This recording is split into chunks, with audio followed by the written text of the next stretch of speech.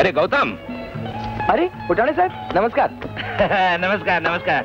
आज काय मासा बिसा पकडायला आलात काय? तसंच काहीतरी. बरं चलतो मी. काय आज कोरडेच निघालात? अरे आज मी ड्युटीवर आलोय, पियायला नाही आलो. बरं काय फुटाणे साहेब निघाला तेवढ्यात?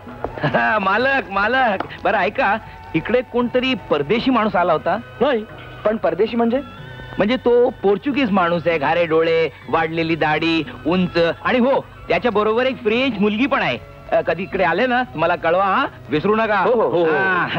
बरं. अच्छा अच्छा.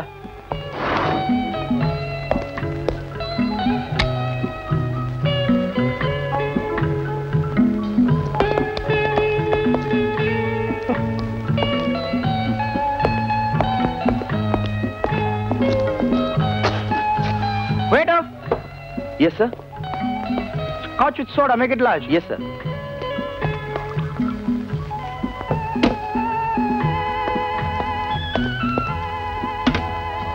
Your order, sir. Thank you.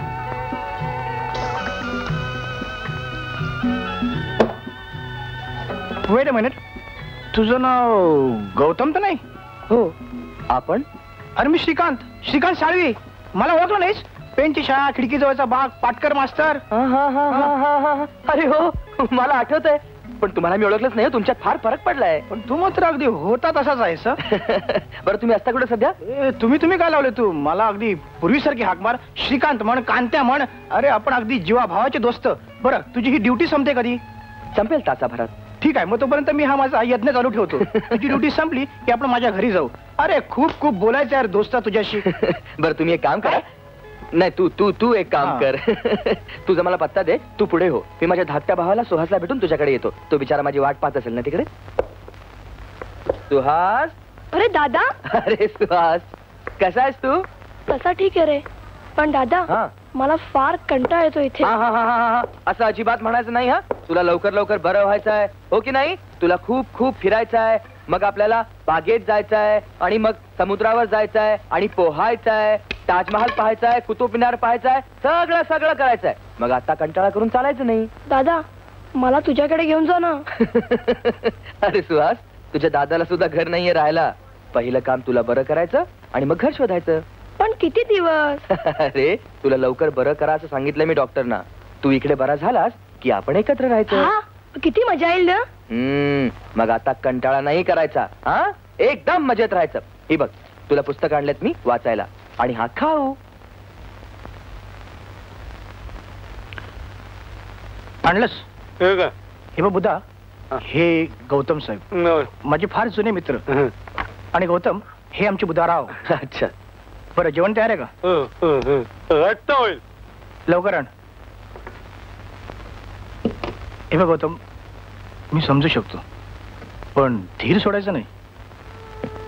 हो रे, पेनची शेती, वाडा, नातेवाईकांनी सगळं लुबाडलं, पण त्याचं फारसं दुःख नाही मला.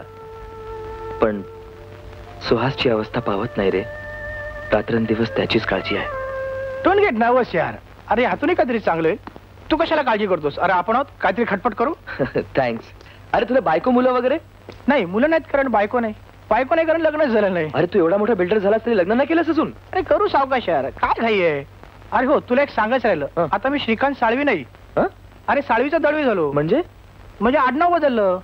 मामाने दत्तक घेतले. हा माझा मामा. कोण? हा हा नाही रे, हा हा काय? हा बंगलाही त्याचाच आहे. अच्छा अच्छा अच्छा. दुबईला असतो. कपड्याचा मोठा बिझनेस आहे त्याचा. 2 वर्षात कधीतरी एकदा मुंबईला येतो.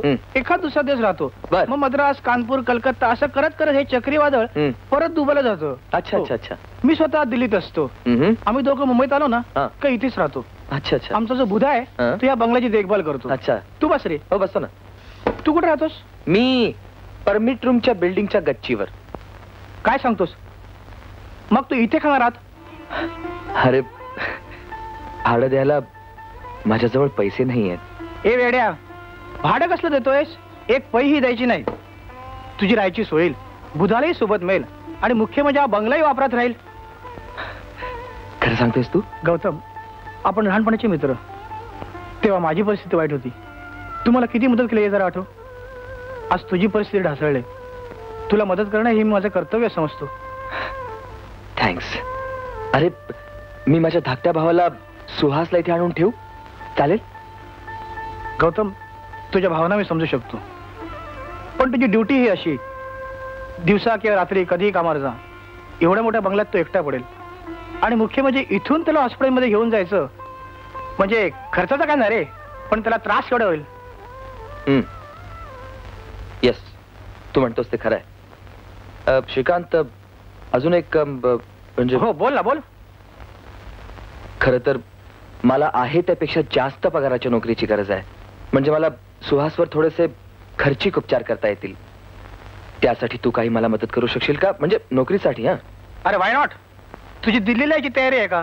तर तिथल्या एका कारखान्यात मी तुला हवी तशी नोकरी देऊ शकतो. And this is a promise. चालेल. भावासाठी मी जगाच्या पाठीवर कुठेही जायला तयार आहे. मग तुला जॉब मिळालाच म्हणून समज. हो साहेब, जेवण तयार आहे. हे बघ, जेवण तयार आहे. आता जेव आणि निवांतपणे झोप. उद्या सकाळच्या फ्लाईटने दिल्लीला जातो आणि गेल्या गेल्या तुझ्या नोकरीचा बंदोबस्त करतो. चल. मला खूप बरं वाटलं बघ तू काल राहिलास त्याचं. चल मी निघू आता. निघतोस? अरे पण ते नोकरीचं विसरू नकोस.